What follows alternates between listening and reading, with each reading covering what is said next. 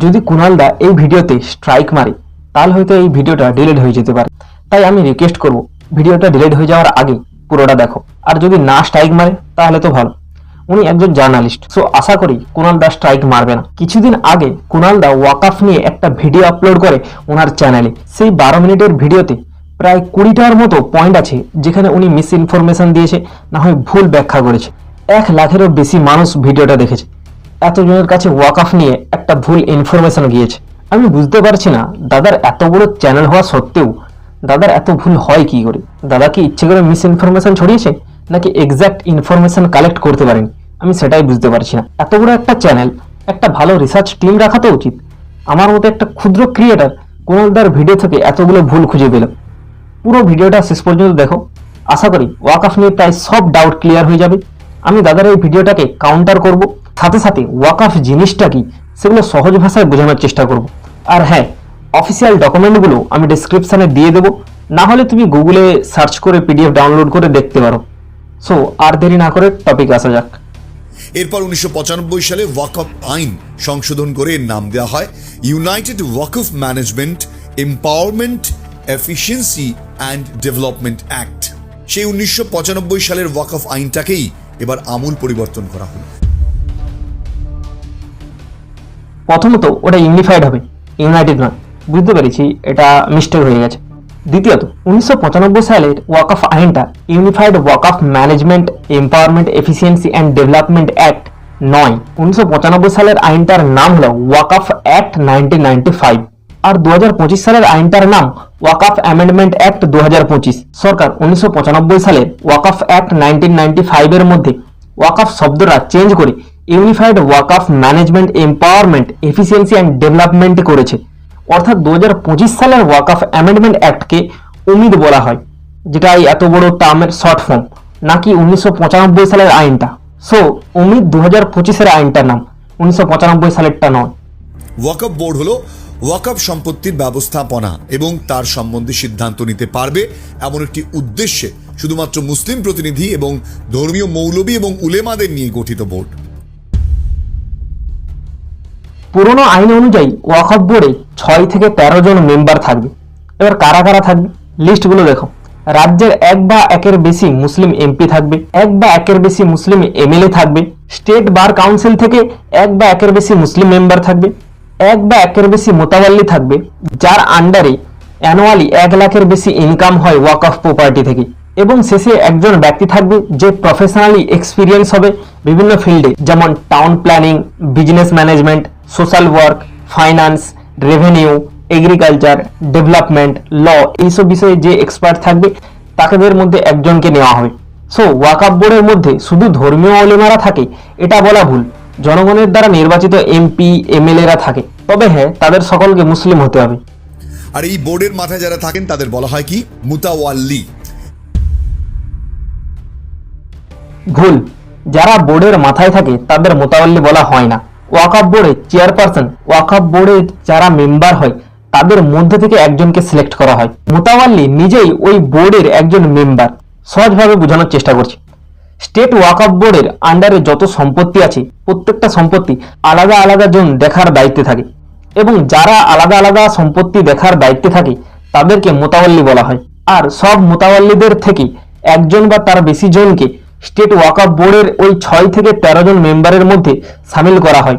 আর সেই মোতাওয়াল্লিকেই ওয়াকফ বোর্ডে সামিল করা হবে যাদের আন্ডারে ওয়াকফ প্রপার্টি থেকে বছরে 1 লাখ টাকা বা তার বেশি ইনকাম হয়।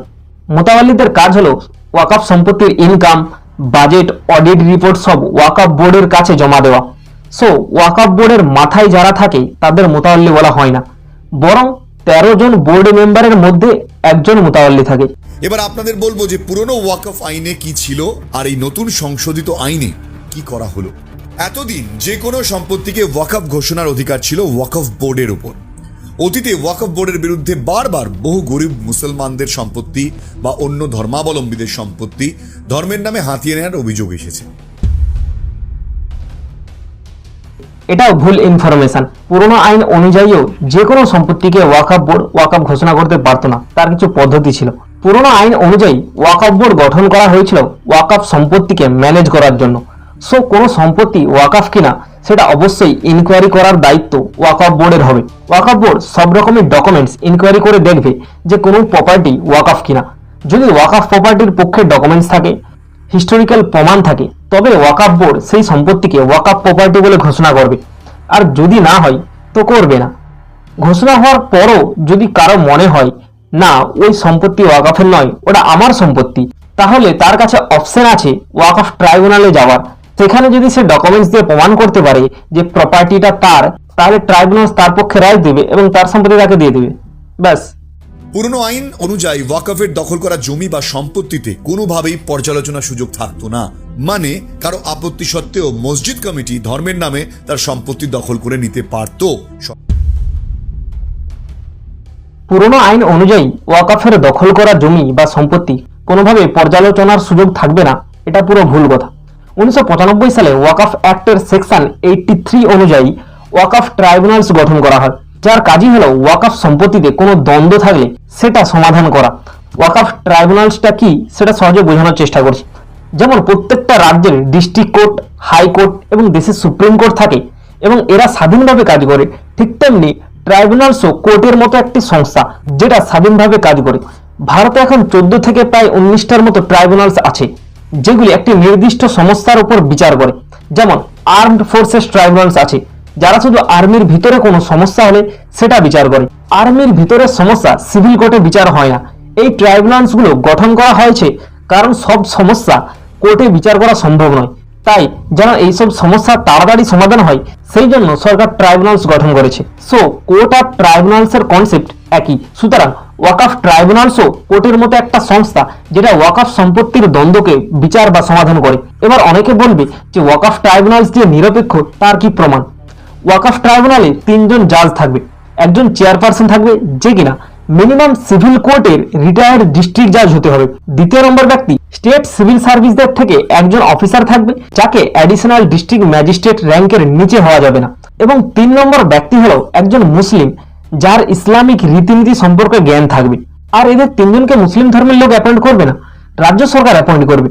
সুতরাং তোমার যদি ওয়াকফ সম্পত্তি সম্পর্কে কোনো আপত্তি থাকে তবে তুমি এই ওয়াকফ ট্রাইব্যুনালসে যেতে পারো। সুতরাং এটা বলা যে ওয়াকফ সম্পত্তিতে কোনোভাবেই পর্যালোচনার সুযোগ থাকবে না, এটা পুরোপুরি ভুল এবং মিসলিডিং ইনফরমেশন।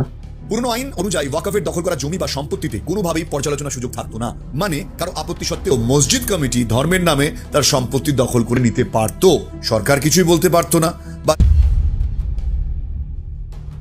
আর মসজিদ কমিটি ধর্মের নামে সম্পত্তি দখল করে নিতে পারতো, এটার মানেটা কি ভাই? ভাই এটা পুরো ভুল ইনফরমেশন। মসজিদ কমিটির সাথে ওয়াকফ বোর্ডের কোনো সম্পর্কই নেই। মসজিদ কমিটি প্রত্যেকটা মসজিদে থাকে এবং তারা শুধু সেই মসজিদের দেখাশোনা করে। ওয়াকফ বোর্ডের সাথে মসজিদ কমিটির কোনো সম্পর্ক নেই। এবার থেকে সরকার এইসব ক্ষেত্রে হস্তক্ষেপ করতে পারবে। জোর করে ধর্মের নামে কোনো ব্যক্তির সম্পত্তি ওয়াকফের নামে দখল করা যাবে না। আর জোর করে কোনো সম্পত্তি ওয়াকফের নামে দখল করা যাবে না মানেটা কি ভাই? আগেও জোর করে সম্পত্তি ওয়াকফ করা যেত না, আর এখনো যাবে না। কেউ যদি করার চেষ্টা করে তবে ট্রাইব্যুনালস আছে, ট্রাইব্যুনালস বিচার করবে। আশা করি ট্রাইব্যুনালস কি সেটা আর বোঝাতে হবে না। এতদিন ওয়াকফ বোর্ডে ভারতের মুসলিম সম্প্রদায়ের মহিলাদের প্রতিনিধিত্ব ছিল না। এটাও ভুল ইনফরমেশন। 2013 সালে 1995 সালের ওয়াকফ অ্যাক্টের সেকশন 14 কে অ্যামেন্ড করে সেকশন 14(1) যোগ করা হয়, যেখানে বলা হয় ওয়াকফ বোর্ডের মধ্যে কমপক্ষে 2 জন মহিলা থাকবে। নতুন আইনে সেটা রাখার ব্যবস্থা করা হলো। এছাড়া কোনো পরিবারের সম্পত্তি যদি ওয়াকফ বোর্ডের হাতে তুলে দেওয়া হয় তাহলে সেই পরিবারের মহিলা উত্তরাধিকারীর মতামতকেও কিন্তু গুরুত্ব সহকারে বিচার করতে হবে। প্রথমত কোনো পরিবার যদি ঠিক করে যে কোনো সম্পত্তি আমি ওয়াকফকে দান করব, তাহলে সেটা গোটা পরিবারের সম্মতিতেই হবে। দ্বিতীয়ত পরিবারের কেউ উত্তরাধিকারকে তার অধিকার না দিয়ে কোনো সম্পত্তি দান করতে পারবে না, এটা ইসলামিক আইনের বিরুদ্ধে। নিজের ছেলেমেয়ের অধিকার দেওয়ার পর তারপরেই তোমার অধিকার থাকবে তুমি কোনটা দান করবে কি করবে না বিচার করতে হবে। সব থেকে গুরুত্বপূর্ণ বিষয় কি জানেন? এবার থেকে ওয়াকফ বোর্ডের 2 জন অমুসলিম সদস্য রাখতে হবে ওয়াকফ বোর্ড গঠন করতে হলে। ঠিকই বলেছ, নতুন আইনে 2 জন অমুসলিম সদস্য রাখতে হবে, তবে সেটা সেকশন 14 এর অধীনে নয়, সেটা সেকশন 9 এর সাবসেকশন 2 এর অধীনে। তার উপর এটা কোন ধরনের লজিক যে একটা মুসলিম সম্প্রদায়ের ধার্মিক সম্পত্তি, সেটা মসজিদ হতে পারে, মাদ্রাসা হতে পারে, কবরস্থান হতে পারে, এইগুলো দেখাশোনার জন্য অমুসলিমরা থাকবে।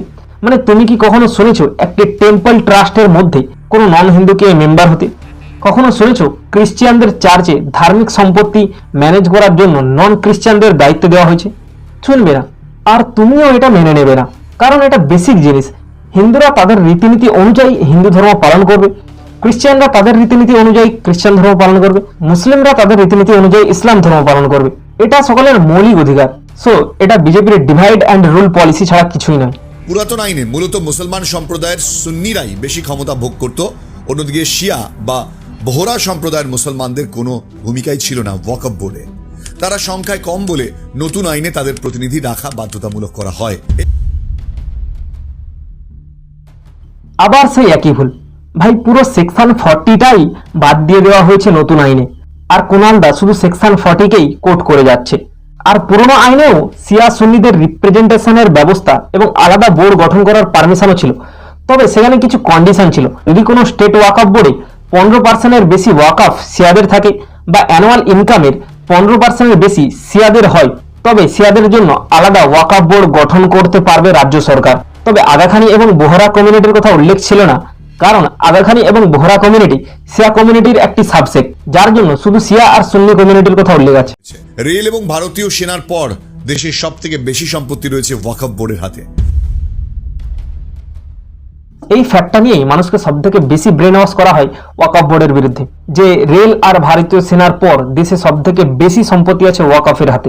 এই লজিকটা একদিক থেকে হাফ সত্য, বোঝানোর চেষ্টা করছি। ওয়াকফ বোর্ড এখন গোটা দেশে 9.4 লাখ একর ল্যান্ড কন্ট্রোল করে। সিঙ্গেল অর্গানাইজেশন হিসাবে যদি ক্যালকুলেট করা হয়, তবে এটা ঠিক যে রেলওয়ে আর ভারতীয় সেনার পর ওয়াকফ বোর্ড সব থেকে বেশি জমির মালিক।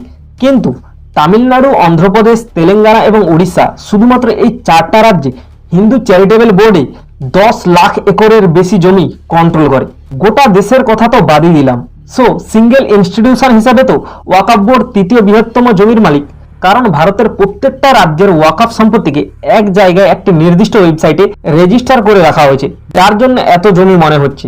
কিন্তু ভারতের প্রত্যেকটা রাজ্যে আলাদা আলাদা হিন্দু রিলিজিয়াস ইনস্টিটিউশনের টোটাল জমি যদি ক্যালকুলেট করা হয় এবং এক জায়গায় রেজিস্টার করা হয়, তাহলে সেটা হয়তো রেলওয়ে আর ভারতীয় সেনার টোটাল জমিকেও ছাড়িয়ে যেতে পারে। সো ফ্যাক্টটাকেও বোঝার চেষ্টা করো। যে কোনো সম্পত্তি 1995 সালের আইন অনুযায়ী শুধু মুখের কথায় ওয়াকফ হয়ে যেত। ভাই 1995 সালে ওয়াকফ অ্যাক্ট অনুযায়ী কেউ মুখে মুখে ওয়াকফ ঘোষণা করতে পারতো না, এটা পুরো মিসলিডিং। 1995 সালের ওয়াকফ অ্যাক্টের সেকশন 40 অনুযায়ী যদি ওয়াকফ বোর্ডের মনে হয় যে কোনো প্রপার্টি ওয়াকফ প্রপার্টি, তাহলে তারা ইনকোয়ারি শুরু করবে। ওয়াকফ বোর্ড মুখে মুখে কোনো প্রপার্টিকে ওয়াকফ ঘোষণা করতে পারতো না। প্রপার ডকুমেন্টেশন, হিস্টোরিক্যাল এভিডেন্স থাকার পর ওয়াকফ বোর্ড কোনো সম্পত্তিকে ওয়াকফ প্রপার্টি হিসেবে ঘোষণা করতে পারতো। তারপরও কারো যদি সমস্যা থাকে, তাহলে সে ওয়াকফ ট্রাইব্যুনালসে যেতে পারে এবং সেখানে সে তার সব ডকুমেন্টস দিয়ে প্রমাণ করতে পারে যে এটা ওয়াকফের সম্পত্তি নয়, এটা তার সম্পত্তি। আশা করি ওয়াকফ ট্রাইব্যুনালটা কি আর কিভাবে কাজ করে সেটা বোঝাতে হবে না। যেমন মুসলিম সম্প্রদায়ের আঞ্চলিক মাতব্বর এবং মসজিদের ইমামরা যখন তখন যে কোনো সম্পত্তিকে মুখের কথায় ওয়াকফ বলে ঘোষণা করতে পারতেন। ভাই মুসলিম সম্প্রদায়ের মাতব্বর আর ইমামদের ওয়াকফ বোর্ডের সাথে কি সম্পর্ক? কোনো সম্পত্তি ওয়াকফ সম্পত্তি নাকি সেটা ইনকোয়ারি করার দায়িত্ব, ঘোষণা করার দায়িত্ব ওয়াকফ বোর্ডের নাকি কোনো ইমামের? আর ওয়াকফ বোর্ডে কারা থাকে? রাজ্য সরকারের আধিকারিক, এমপি, এমএলএ থাকে, কোর্টের বার কাউন্সিলের মেম্বাররা থাকে। তারা যৌথভাবে সব ডকুমেন্টস যাচাই করে তবেই ঘোষণা করতে পারবে। এখানে পাড়ার মাতব্বর আর ইমামের কোনো ভূমিকাই নেই। একটু তো ভালো করে রিসার্চ করে নিতে পারতে, একটা ভালো রিসার্চ টিম রেখে নিতে পারতে। এইসব মিস ইনফরমেশন গুলো ছড়ানোর কোনো মানেই হয় না। সব থেকে গুরুত্বপূর্ণ বিষয় কি জানেন? পুরনো আইন অনুযায়ী কোনো সম্পত্তিকে ওয়াকফ সম্পত্তি ঘোষণা করলে চিরদিনের জন্য সেটি ওয়াকফ সম্পত্তি হিসাবে থেকে যেত। ভাই এটা স্বাভাবিক ব্যাপার। ধরো ওয়াকফ বোর্ডের কাছে যদি সব ডকুমেন্টস থাকে এবং প্রমাণ হয় যে এটা ওয়াকফ সম্পত্তি, তাহলে সেটা ওয়াকফেরই সম্পত্তি থাকবে।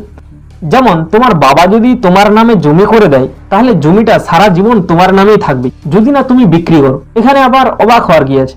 একটা সম্পত্তি ওয়াকফের হলে সে ওয়াকফেরই থাকবে। যেমন আমার কোনো সম্পত্তি যদি আমার হয়, তাহলে সেটা আমারই থাকবে, অন্য কারো আর হয়ে যাবে না। সবথেকে গুরুত্বপূর্ণ বিষয় কি জানেন? পুরনো আইন অনুযায়ী কোনো সম্পত্তিকে ওয়াকফ সম্পত্তি ঘোষণা করলে চিরদিনের জন্য সেটি ওয়াকফ সম্পত্তি হিসাবে থেকে যেত। নতুন বিল পাশ হলে এবার কোর্টে সেটাও চ্যালেঞ্জ করা যাবে। আবার সেই সেকশন 40 নামে চালিয়ে দিচ্ছে। প্রথমত নতুন আইনে সেকশন 40টাই পুরোটাই বাদ দিয়ে দেওয়া হয়েছে। আর পুরনো আইন অনুযায়ীও তুমি ট্রাইব্যুনালসে যেতে পারতে, যেটা একটা quasi judicial body, independence body. তবে পুরনো আইনে ট্রাইব্যুনালসের রায় ফাইনাল হতো, কিন্তু নতুন আইনে ট্রাইব্যুনালসের রায় দেওয়ার 90 দিনের মধ্যে কেউ চাইলে হাইকোর্টে যেতে পারে। করা যাবে। এতদিন ওয়াকফ বোর্ডের সম্পত্তির উপর চলতো কেবলমাত্র ইসলামী আইন, ভারতীয় আইনে কোনো বিচার হতো না, এবং সেই মধ্যযুগের মতন করেই ইমাম উলেমারা বিচার করত।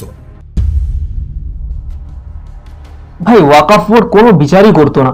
ওয়াকফ বোর্ড সম্পত্তির দেখভাল করত, ইনকাম দেখভাল করত, ওয়াকফ সম্পত্তির সব রেকর্ড মেনটেন করে। তারা দেখভাল করত যে ওয়াকফ ল্যান্ড চ্যারিটেবল বা ধর্মীয় পারপাসে ব্যবহার হচ্ছে নাকি, কোনো ইল্লিগেল কাজে ব্যবহার হচ্ছে না তো, জমি কোনো মিসইউজ বা ইল্লিগেলি দখল হচ্ছে না তো, ওয়াকফ ল্যান্ডকে কিভাবে ডেভেলপমেন্টের কাজে অর্থাৎ হসপিটাল, স্কুল এইসব কাজে ব্যবহার হবে, কিভাবে ওয়াকফ প্রপার্টিকে ইউজ করে মুসলিমদের উন্নয়ন করা যাবে, এই সব দেখার কাজ ওয়াকফ বোর্ডের। সো ওয়াকফ বোর্ডের কাছে বিচার করার অধিকার পুরনো আইনেও ছিল না, আজও নেই। ওয়াকফ সম্পত্তি সম্বন্ধে কোনো দ্বন্দ্ব থাকলে সেটা ওয়াকফ ট্রাইব্যুনালসে বিচার হয়। আশা করি আর বোঝাতে হবে না ওয়াকফ ট্রাইব্যুনালসটা কিভাবে ওয়াকফ বোর্ড থেকে আলাদা, ট্রাইব্যুনালস কিভাবে ইন্ডিপেন্ডেন্টলি কাজ করে। যদি সেটা আবারও বলতে হয় তাহলে আমার কিছু আর বলার নেই, ভিডিও ব্যাক করে দেখে নেবে। ভারতীয় আইনে কোনো বিচার হতো না, এবং সেই মধ্যযুগের মতন করেই ইমাম উলেমারা বিচার করত। আর আবার ইমাম ওলিমাকে টেনে নিয়ে এলে। ওয়াকফ বোর্ডের সাথে ইমাম ওলিমার কোনো সম্পর্কই নেই, বারবার ইমাম ওলিমাকে টেনে আনছে। জেনে বুঝে ভুল ইনফরমেশন ছড়াচ্ছে নাকি অজান্তেই ছড়াচ্ছে সেটাই বুঝতে পারছি না। আরেকটা গুরুত্বপূর্ণ পয়েন্ট কি জানেন? এতদিন ভারতের কোনো আইন এই ওয়াকফ বোর্ডকে মানতে হতো না, তারা নিজেদের মতন করে কাজ করতে পারত। এবার থেকে আর ওয়াকফ বোর্ডকে এতদিন কোনো আইন মানতে হতো না, এটার মানে কি? ভাই ওয়াকফ বোর্ড সরকার দ্বারা গঠিত একটা বোর্ড, যেখানে এমপি, এমএলএ, কোর্টের বার কাউন্সিলের মেম্বার থাকে, রাজ্য সরকার নিজেই মেম্বারদের অ্যাপয়েন্ট করে। তাহলে এখানে ভারতীয় আইন না মানার কি আছে? মানে যা নাই তাই বলে দাও, একই কথা বারবার ঘুরিয়ে পেঁচিয়ে বলে যাচ্ছে। সত্যি কথা বলতে ইতিহাসের খাতায় আমরা এরকমই লিখতাম, একই পয়েন্ট বারবার ঘুরিয়ে পেঁচিয়ে লিখতাম যাতে পৃষ্ঠা ভর্তি হয়। তুমিও সেম একই জিনিস করে যাচ্ছ। ওয়াকফ আইন দেশে শুধুমাত্র একটা ধর্মের ধর্মীয় সম্পত্তির জন্য একটা বিশেষ আইন, যে কোনো অন্য কোনো ধর্মের জন্য এই ধরনের কোনো আইন নেই। সব ধর্মের মানুষ চলতো ভারতের আইন অনুযায়ী, শুধুমাত্র ইসলাম ধর্মের মানুষের জন্য ছিল আলাদা ব্যবস্থা। একটা ধর্মকে বিশেষ সুবিধা দিলে অন্য ধর্মগুলো কি দোষ করলো? তাদেরকেও দেওয়া উচিত। প্রথমত আমি একটা জিনিস সহজে বোঝানোর চেষ্টা করছি। ভারতের সংবিধানে ফান্ডামেন্টাল রাইটস আর্টিকেল 25 এবং 26 প্রত্যেকটা ধর্মের মানুষকে অধিকার দেয় যে প্রত্যেকে তার নিজের ধর্ম, নিজের ধর্মের রীতিনীতি অনুসারে পালন করতে পারবে। প্রত্যেকের অধিকার আছে নিজের ধর্মের রিলিজিয়াস ইনস্টিটিউশনকে তৈরি করার, রিলিজিয়াস প্রপার্টিকে মেনটেনেন্স করার। সো এটা শুধু মুসলিম ধর্মের অধিকার নয়, এটা হিন্দু ধর্মের অধিকার, খ্রিস্টান ধর্মের অধিকার, আর শিখ, জৈন সকলের অধিকার। আর প্রত্যেকটা ধর্মের জন্য আলাদা আলাদা আইন আছে, শুধু মুসলিম ধর্মের জন্য নয়। আমি তোমাকে গুনাচ্ছি, গুনা শুরু করো। 1. Tamil Nadu Hindu religious and charitable endowment act 1959। 2. Andhra Pradesh charitable and Hindu religious institution and endowment act 1987। 3. Karnataka Hindu religious institution and charitable endowment act 1997। 4. Kerala Hindu places of public act 1965। 5. Orissa Hindu religious endowment act 1951।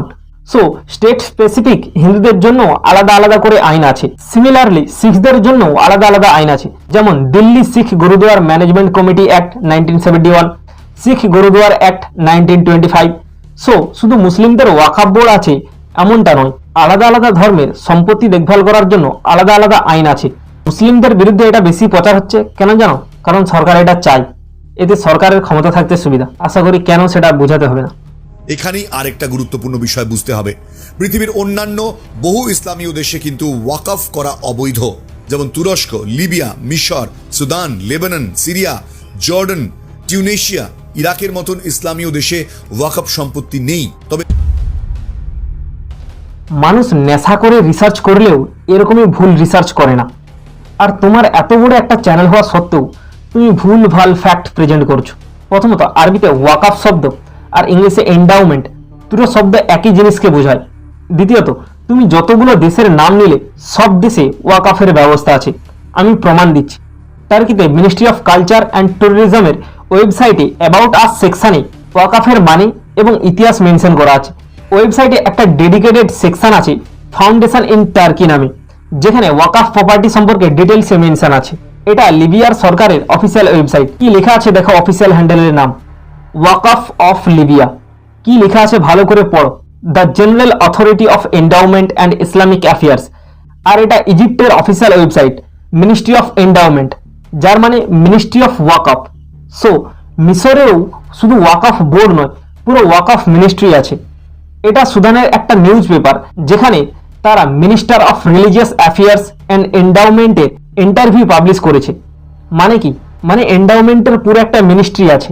Similarly এটা সিরিয়ার মিনিস্ট্রি অফ এন্ডাউমেন্টের অফিসিয়াল পেজ আছে, মিনিস্ট্রি অফ এন্ডাউমেন্টের পুরো structure দিয়ে রেখেছে।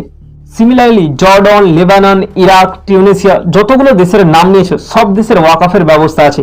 Maybe সেটা আলাদা আলাদা নামে হতে পারে। সো কোনো ফ্যাক্ট বলার আগে কমসে কম সে ফ্যাক্টটাকে চেক করে নাও। বর্তমান যে আইন রয়েছে তাতে ওয়াকাফের দখল করা জমি বা সম্পত্তির কোনোভাবেই পর্যালোচনার সুযোগ থাকে না। আবার সেই একই কথা আলাদা আলাদা ভাবে তুলে ধরেছে। ভাই পুরোনো আইনে ওয়াকাফ জমির পর্যালোচনার সুযোগ থাকতো, ওয়াকাফ ট্রাইব্যুনালস আছে পর্যালোচনা করার জন্য। সরকারও বলছে মহিলা প্রতিনিধিদের রাখার ব্যাপারে মুসলমান সমাজের মহিলা এম্পাওয়ারমেন্ট বাড়বে। আচ্ছা, সরকার বলেছে মহিলা প্রতিনিধিত্ব রাখার জন্য মুসলিম সমাজের মহিলাদের এম্পাওয়ারমেন্ট বাড়বে। ভাই সরকারের মুখে কি এইসব কথা মানায় কি? এমন সরকার যার এতগুলো এমপির মধ্যে একজন মুসলিম মহিলা এমপি নেই, মহিলা এমপি তো ছাড়ো একজন মুসলিম এমপি নেই, সেই সরকার মুসলিম মহিলাদের এম্পাওয়ারমেন্টের কথা বলছে। যাক, শুনেও ভালো লাগলো। তাছাড়া সাচার কমিটির রিপোর্টেই বলা হয়েছিল ওয়াকাফ বিলের সংশোধন না হলে গরিব মুসলিমদের সম্পত্তি ধর্মের নামে হাতিয়ে নেবে ওয়াকাফ বোর্ডগুলো। সেচ্চার কমিটির রিপোর্ট কখনো বলেনি যে ওয়াকাফ বোর্ড গরিব মুসলিমদের সম্পত্তি ধর্মের নামে হাতিয়ে নেবে, বরং এটা রিপোর্ট করেছে যে ওয়াকাফের অনেক সম্পত্তি প্রাইভেট পার্টিজ এবং গভর্নমেন্ট এজেন্সিস দখল করে রেখেছে। সো রিপোর্টে এটা বলেনি যে ওয়াকাফ অন্য কারো সম্পত্তি দখল করে রেখেছে, বরং ওয়াকাফের সম্পত্তি অন্যান্যরা দখল করে রেখেছে। অবশ্য সেচ্চার কমিটি আরও রিপোর্ট করেছে যে ওয়াকাফ বোর্ডের মধ্যে কারাপশন আছে। ওয়াকাফ বোর্ডের যত টাকা ইনকাম হওয়া উচিত তার থেকে কয়েক গুণ কম টাকা ইনকাম হয়।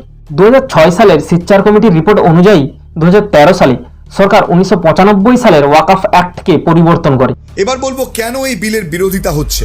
মুসলিম সম্প্রদায়ের একাংশের ধারণায় এই বিল পাশ হয়ে গেলে ইসলামিক সম্পত্তি সরকার হস্তগত করবে। ভাই এটা মুসলিম সম্প্রদায়ের শুধু ধারণা নয়, ধার্মিক সম্পত্তি সরকার দখল করতেছে। রিসেন্টলি ওয়াকাফ অ্যাক্ট পাস হওয়ার পর ইউপি সরকার 58 একর ওয়াকাফ প্রপার্টি গভর্নমেন্ট প্রপার্টির হিসাবে রেজিস্টার করেছে। সো এটা ক্লিয়ারলি একটা ডিসক্রিমিনেশন। অলরেডি সেচ্চার কমিটির রিপোর্টে বলা হয়েছে ওয়াকাফ সম্পত্তির অনেকে দখল করে রেখেছে। এটা একটা ওয়েল ডকুমেন্টেড ফ্যাক্ট। এটা ছিল আজকের পুরো ভিডিও।